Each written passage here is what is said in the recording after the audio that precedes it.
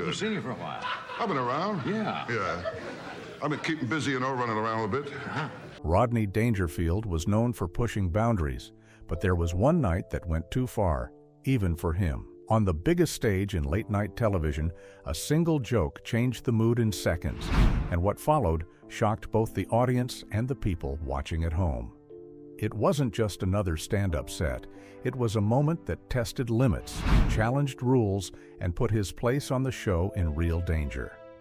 Join us as we uncover the night that turned laughter into controversy and nearly ended Rodney Dangerfield's run on The Tonight Show. The origin of no respect. Rodney Dangerfield, born as Jacob Cohen, grew up in Babylon, New York, and his early life explains a lot about the man he later became. While audiences knew him for his famous no respect jokes, that line wasn't just a clever act.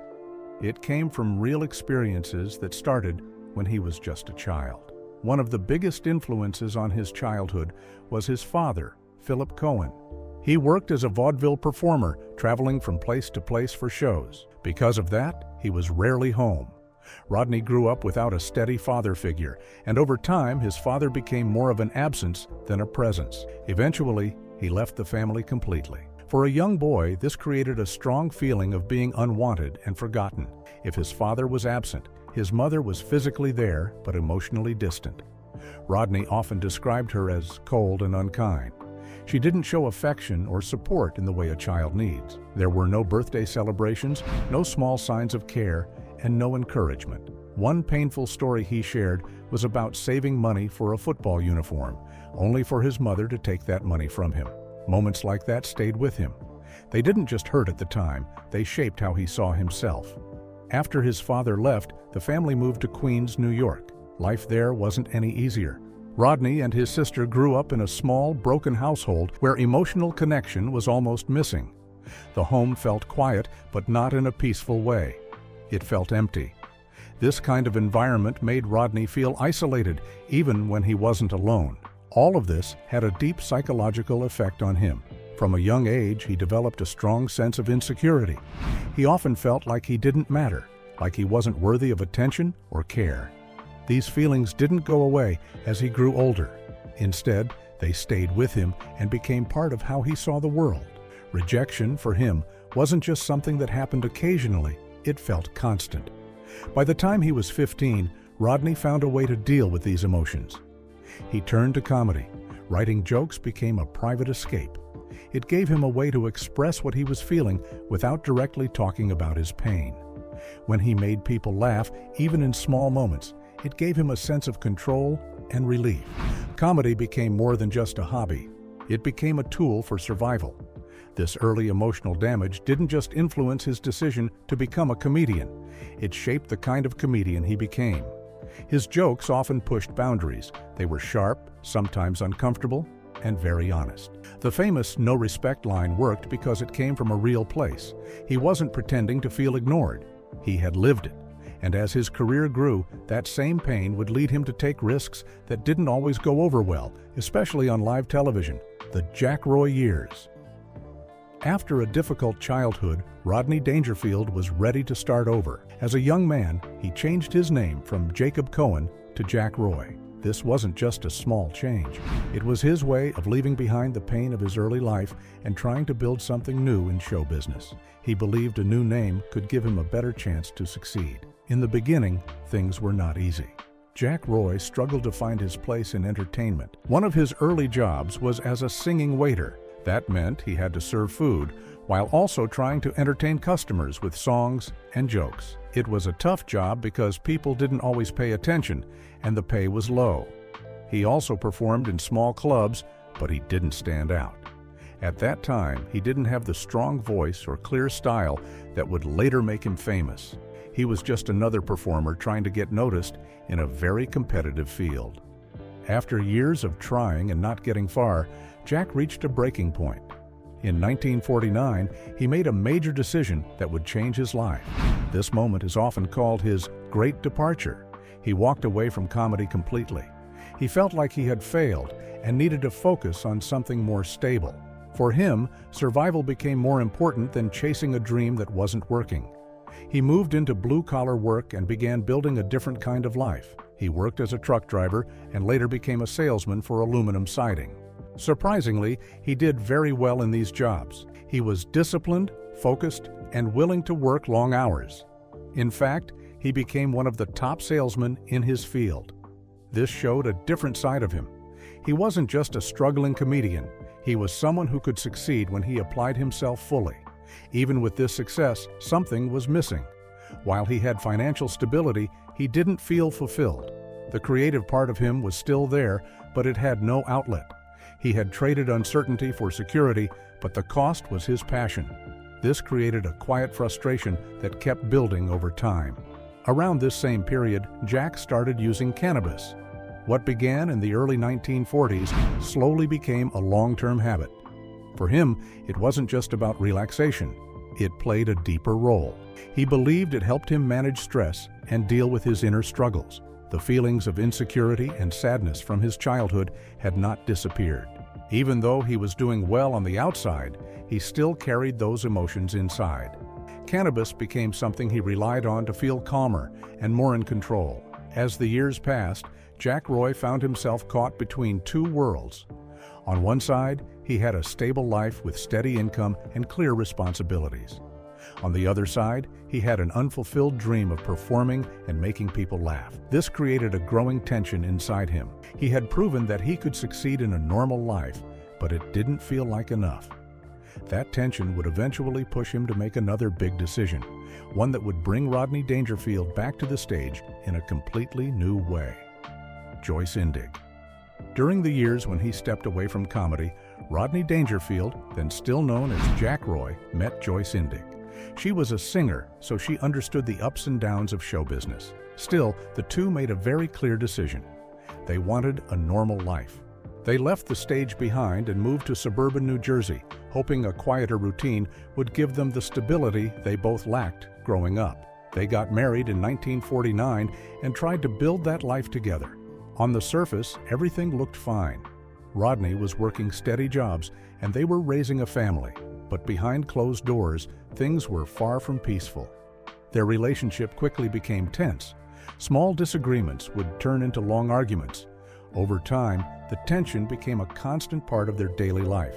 What made their story even more complicated was the pattern their relationship followed. After years of conflict, they divorced in 1962. But just 1 year later, they decided to give it another chance and remarried in 1963. This showed that they still cared about each other, but it also showed how hard it was for them to stay apart. Unfortunately, the second marriage brought back the same problems. The arguments returned and the emotional stress continued. By 1970, they divorced again, this time ending things for good. Inside their home, the atmosphere was often unstable. There were frequent fights and emotional outbursts. Rodney later admitted that this period of his life was one of the hardest he ever went through. Even though he had stepped away from comedy to build a stable life, his home didn't feel stable at all. Instead, it felt filled with frustration and pressure. At the same time, this difficult marriage became a major source of material for his future comedy. When Rodney returned to the stage, many of his jokes about marriage, arguments, and unhappy relationships came directly from his own life. He wasn't just making things up to get laughs. He was turning real experiences into humor. That honesty made his jokes feel stronger and more relatable, even when they were harsh. During their time together, Rodney and Joyce had 2 children, Brian and Melanie. Despite all the problems in the marriage, Rodney cared deeply about his role as a father. He wanted to provide for his children and give them a better life than the one he had growing up. Even when his relationship with Joyce was falling apart, he tried to stay committed to his family. There was always a clear difference between Rodney's public image and his private reality. On stage, he was confident and funny. He delivered jokes with perfect timing and made audiences laugh easily. But at home, he was dealing with stress, anger, and disappointment. The humor people enjoyed was often built on real pain that he kept mostly hidden. This contrast shaped his style as a comedian. His jokes became sharper and more direct. He focused on topics like marriage and personal struggle because those were the things he knew best. The pain he experienced didn't hold him back. Instead, it pushed him to create a style that stood out from others.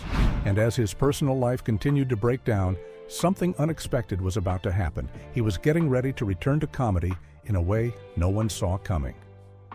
The return of Rodney Dangerfield. After years away from the spotlight, Rodney Dangerfield made a bold decision.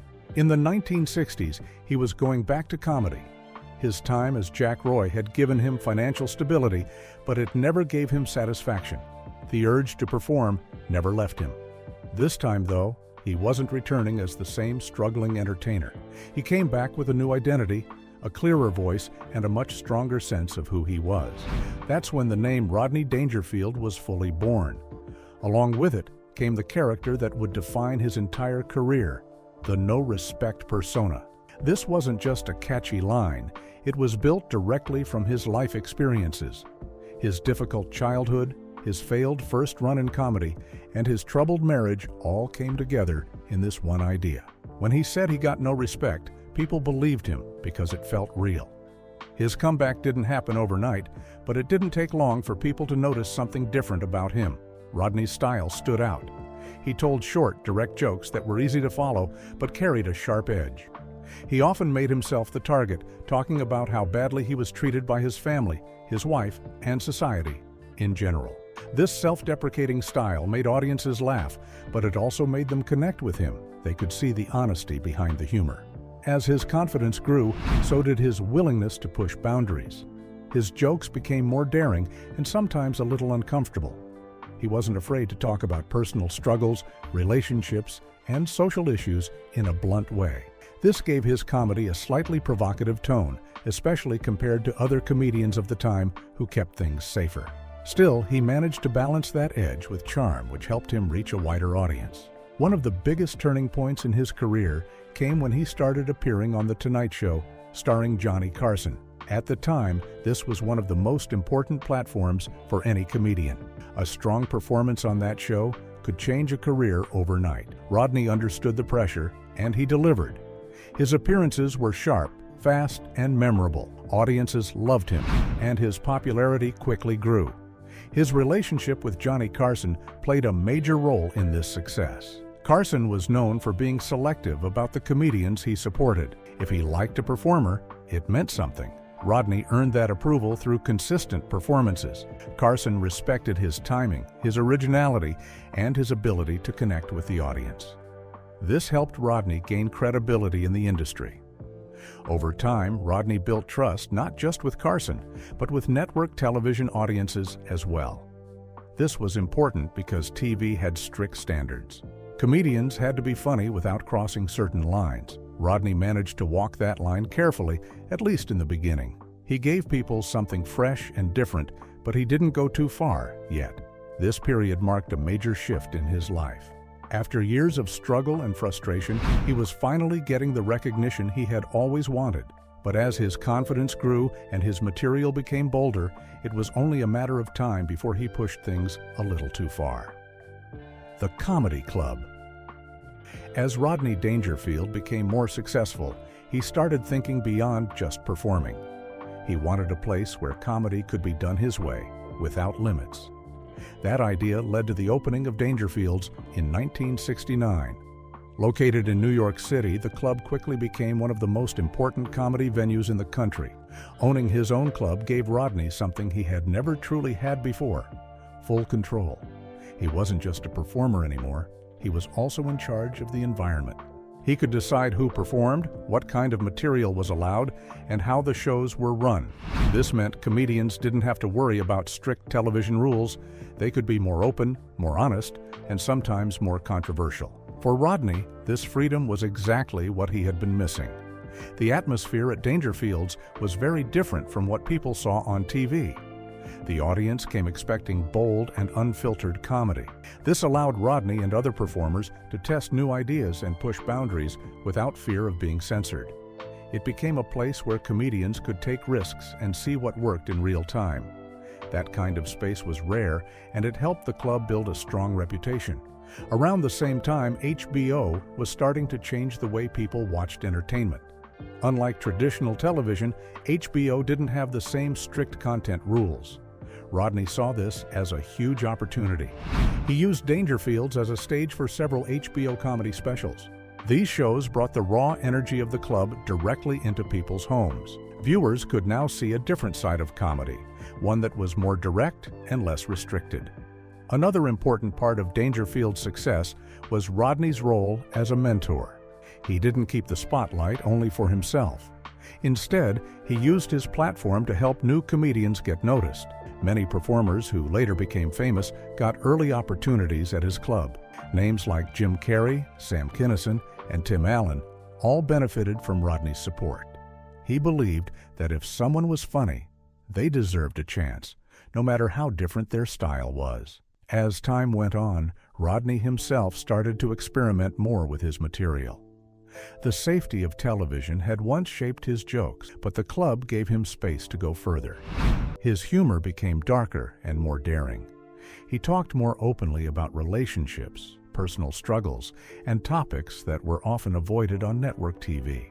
While audiences in the club appreciated this honesty, it also meant he was moving away from the safer style that had helped him build his mainstream career.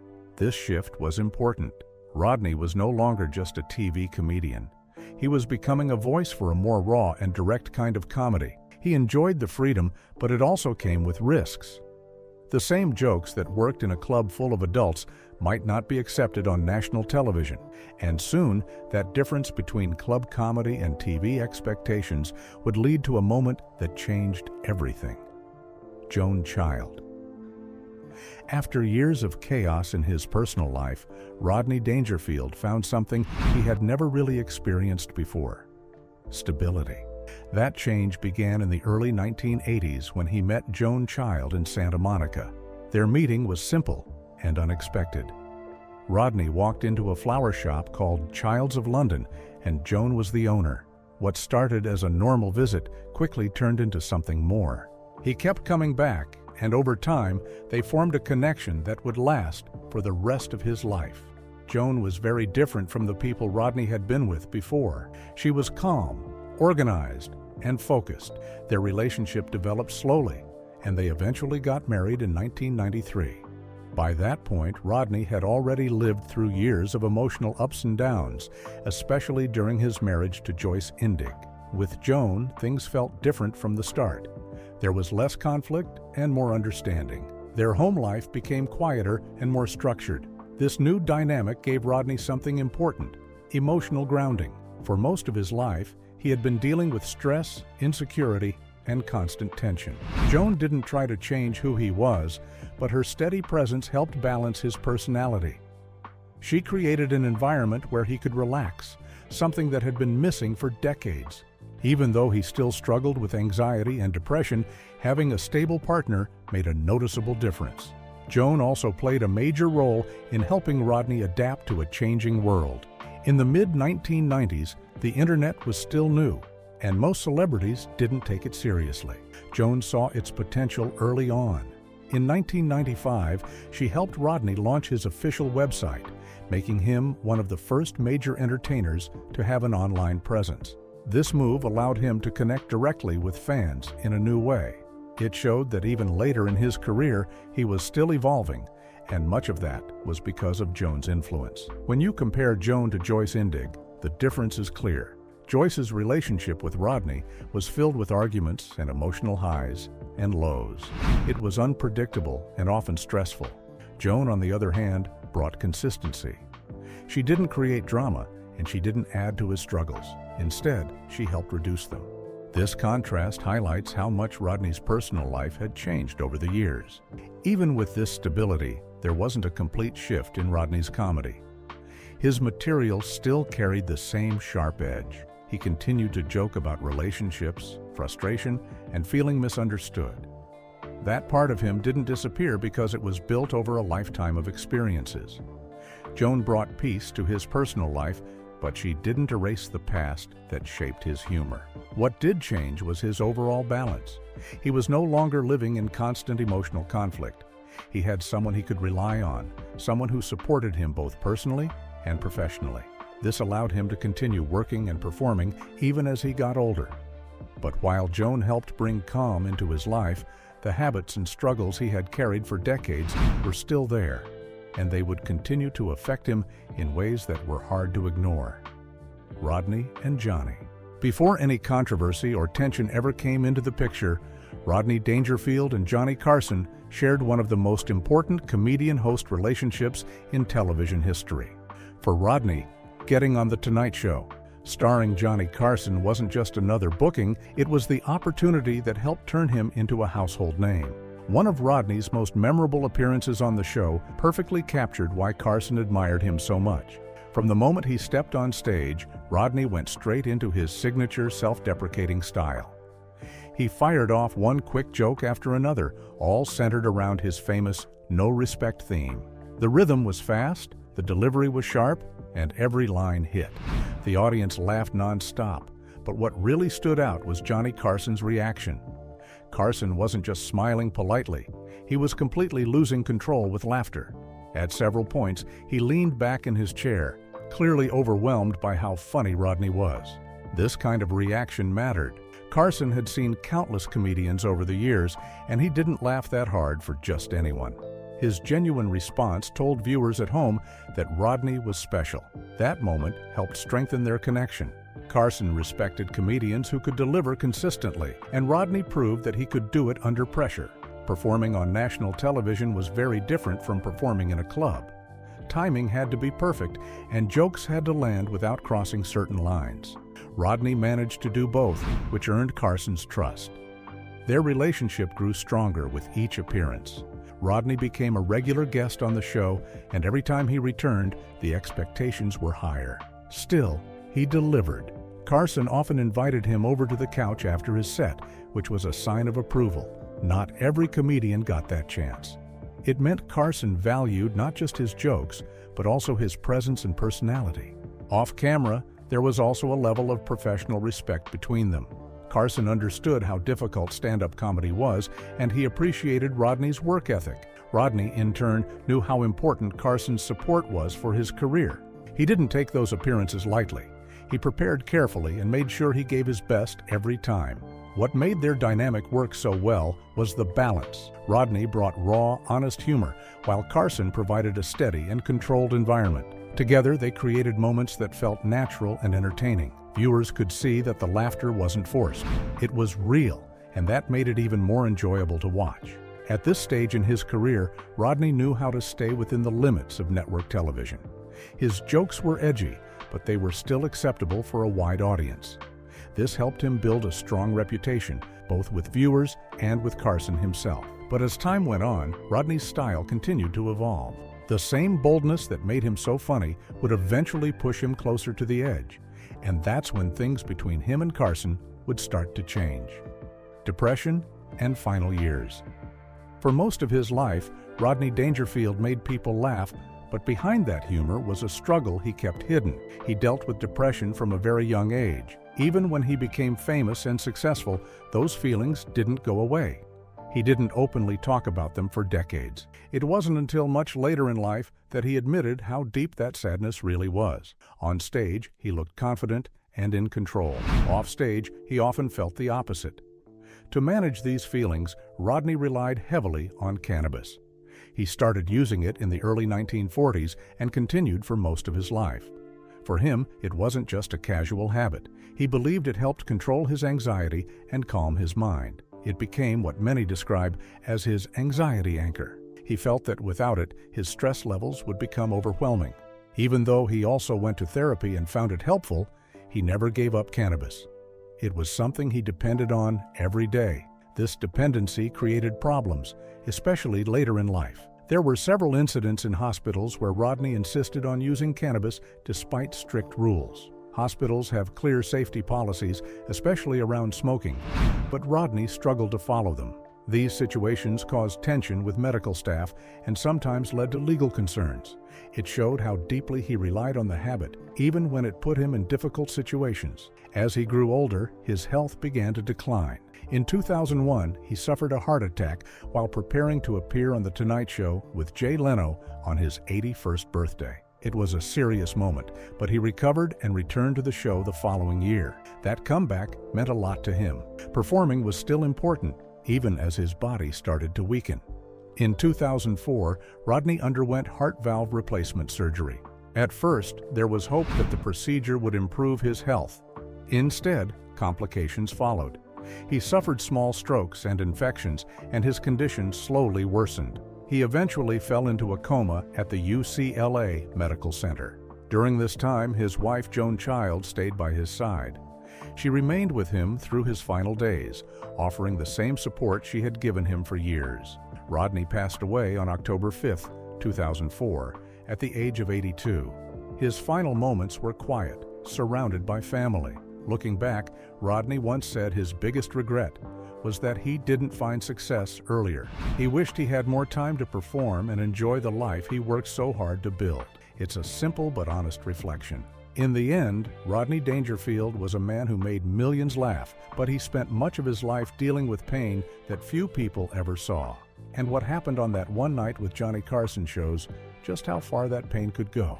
If you enjoyed this video, make sure to like, subscribe, and join us as we uncover more untold moments from the lives of comedy's biggest legends.